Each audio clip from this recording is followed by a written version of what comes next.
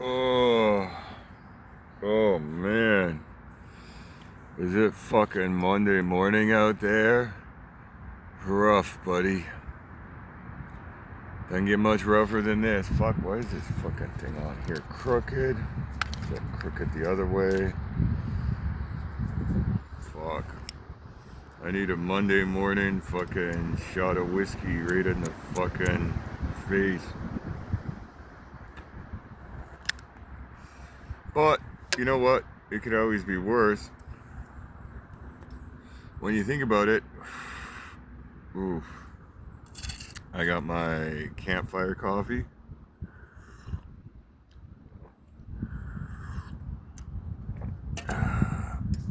Got my morning smoke. Could always be a whole lot worse. We could be in fucking Canada. Fuck. Well, that's where we are in fucking the Carneyville. Was it the Barkerville horror? The Carneyville horrors. Well, that sounds like carnival. The Carneyville horror show. I don't know. Fuck. I don't make any sense. Fuck. You know what doesn't make any sense? Out here in BC, the fucking land giveaways. You know what they're doing here in Victoria? Everybody's talking about it, so I'm sure you're already up to speed. One thing I don't see anybody mentioning, I have heard people talk about how this is going to all be sold out to China. As soon as it goes to our little Indian friends, the 10 little Indian friends that are sitting on pile of gold, so they say. It's, well, when they actually transfer the lands over, supposedly they're going to get bought out by the Chinese because there's no restrictions on who or how much or what they can sell for what amounts to whom anywhere around the world. And now one thing that I really haven't heard talked about is if you're going to use the UN DRIPA, whatever the fuck this is, as your codex of laws to get the lands, then you're also going to have to recognize the UN migrant treaties. Now, Canada's already signed on to this bullshit, but have the individual native bands that are getting all these tracts of lands? I don't think so. But if they're going to recognize the UN DRIP or the, United Nations rights of indigenous peoples, whatever the fuck it is, then they're also going to have to recognize the UN migrant codexes or policies. So basically, they're going to sell out to the Chinese, and then what are the Chinese going to do? They're going to load you up with Indian and Bangladeshi and Pakistani migrants. And you're going to have to provide the housing for them, because that would be against human rights if you import a whole bunch of foreigners and they don't have houses. Now, as we know, being actual Canucks ourselves, when we showed up, we had to live in tents in the bushes. That's fine for us because we're old stock. We're tougher stock than these pussies that they fucking show up with off the boat these days. They couldn't even find their way on a forest trail as soon as it gets dark out. Like, this shit's messed up. Anyways, you mark my words. This is a sellout to the Chinese. This is a sellout to the internationalists. This is a sellout to people, places, and entities that have no business. You know, there's this Kitsilano project. I should go down there and do some videos about the actual horror stories that it's like they have this building downtown. It's called the Butterfly. It has real nice curved patios. It's like 60 floors high. They got so high up per square foot. The condos that they were selling for $2.6 million are now listed $1 million less, $1.1 million. They're trying to sell these same condos. No buyers. Nobody's interested because they built. Oh, there's so many luxury condo stock on the market. Why would I buy here? I could go over here and get the same thing for, less. So the price is coming down, but not fast enough. Well, similarly, now those are luxury condos downtown. The ones that they built in Kitsilano by the other side of Burrard, the other side of the False Creek, they're not luxury condos. We'll go check them out. They're probably nice shit boxes, probably nice leaky condos, but they're not the same class. And then they need to charge the same amount as the luxury condos that are in a better, higher class area. They can't do it, folks. Well, I forget what the name of that development is. Anyways, they gave the natives free reign to do whatever they wanted on their own land. And what did they do? Oh, now you owe hundreds of millions of dollars of debt for building this monstrosity of this leaky condo that nobody lives in, that nobody who's local can afford, that there's no more imports, foreign investors that are buying these things to hold empty because they've got options. They could just go purchase anything, but it's all losing so much price. For the price to come down nominally more than a third, nearly half, 35-40%, when inflation's gone up in the same last 3-4 years, 30-40%, we're talking at like maybe even as much in real terms for real dollars of what with inflation you could buy for that same amount, talking like a 60-70% loss, maybe even more in real dollar valuation terms, right? Well, what are the natives going to do when they can't do anything other than write down losses and sell, or nobody's there to rent and there's no bodies to fill this high-priced, overpriced bullshit of leaky condos? Well, they're going to sell it out to foreign investors at a massive loss. The native band that's local that was going to get rich quick, and everybody was going to run off to the liquor store and give that money back to the government in 75% taxes at the liquor store, they've realized that they can't, they're not, there's no actual realization of those investments or of that debt that they took on. So that band is going to take on the debt. They're going to have to sell out to the foreigners because they're allowed to do that. They're going to sell out to the Chinese foreigners. That's your new best friend at a massive loss.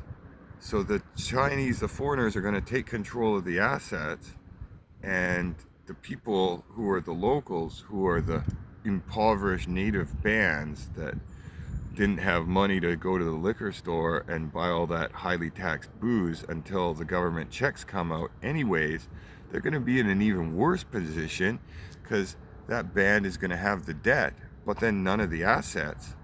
You see how this is all still the three sides off the pig in the middle? You're getting screwed now instead of by the screw job that you know. You're getting screwed by the new guy in town, the screw job that you didn't know was out there. The Canadian government, the insiders in the Canadian government are working with these international groups, with these other international systems of power brokerage and money brokerage and investment brokerage, and they're going to give you a real ass whooping, far more so than Whitey or the locals ever did. And it's going to happen even faster. You know, like in Africa where the Chinese get the contracts to do and they just wreck the whole area. They lie and say they're going to do clean mining. They show up. They don't hire the locals. The Chinese imported workers are racist against all the locals, and then they wreck the place, have environmental disasters, and the locals aren't happy. They're throwing the Chinese out. Screw your contracts. Get the hell out. That's what's going to happen. But we got to be polite and can't be racist. So nobody's going to get thrown out, and the Chinese are going to take over all the assets, and then we're going to rent them back to ourselves at a premium that this money is offshored. Nevertheless, that's the whole native land claims in a nutshell. These bands of 600 or 1,400 people, they weren't ever in control of that much land. Okay? They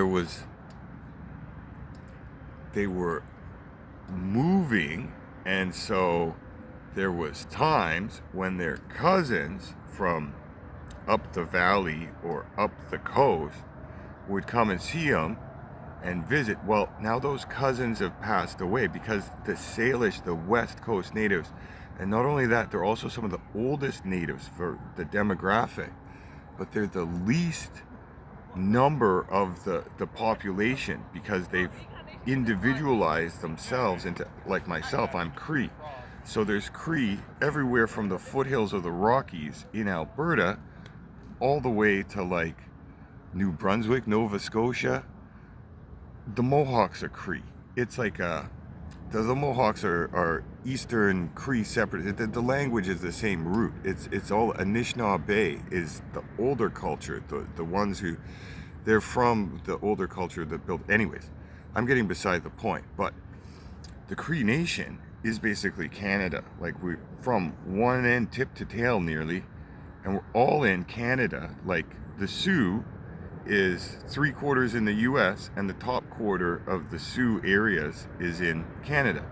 The Blackfoots, 3/4 of their area in antiquity is in Alberta and Saskatchewan and in Canada.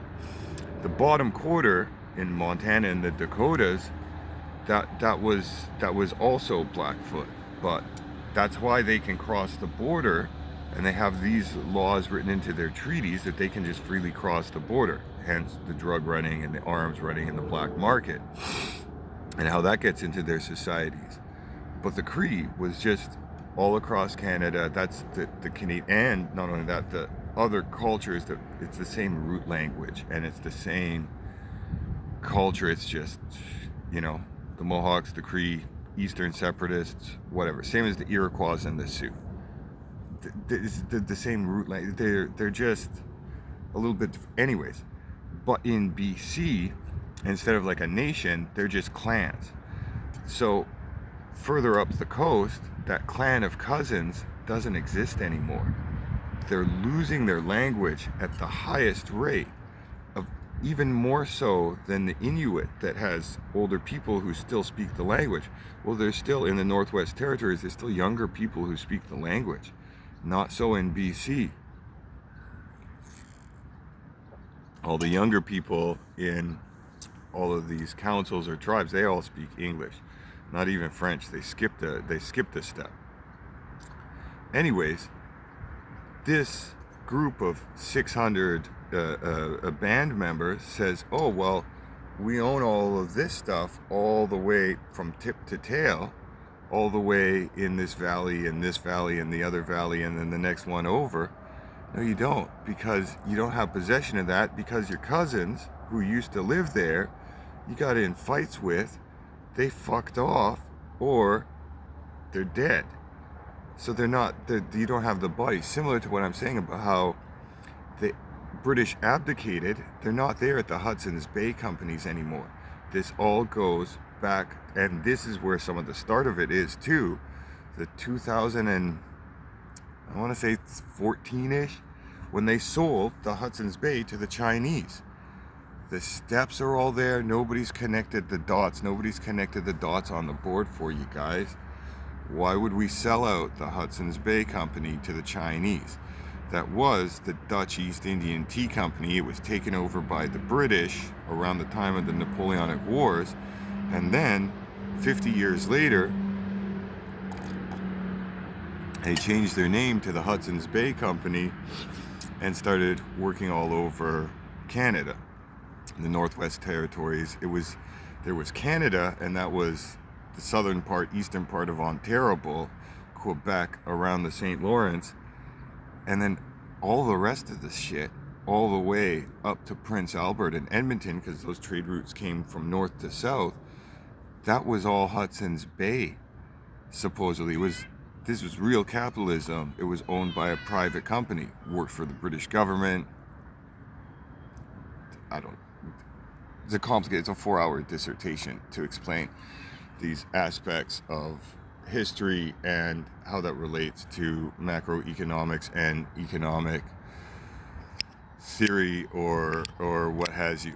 Nevertheless, I'm all out of time for my fucking 3-minute video that's ran on for fucking 45 fucking minutes now. It hasn't made any goddamn sense, but I hope I was able to tie that together of how they're just writing a blank check to the Chinese to screw over the Yankees and the Canadians on behalf of the internationalists, on behalf of the banksters off there in London. I think the London banksters have got themselves, but the Chinese have funny money, right? So they've got themselves, hung up on a fence. They're kind of shit out of luck, and they need to find some equity or some assets to offset their losses in the European markets because they've been dealing with the Chinese that once they opened their economy, they started printing all this goddamn funny money, and the fucking yuan is a fraud.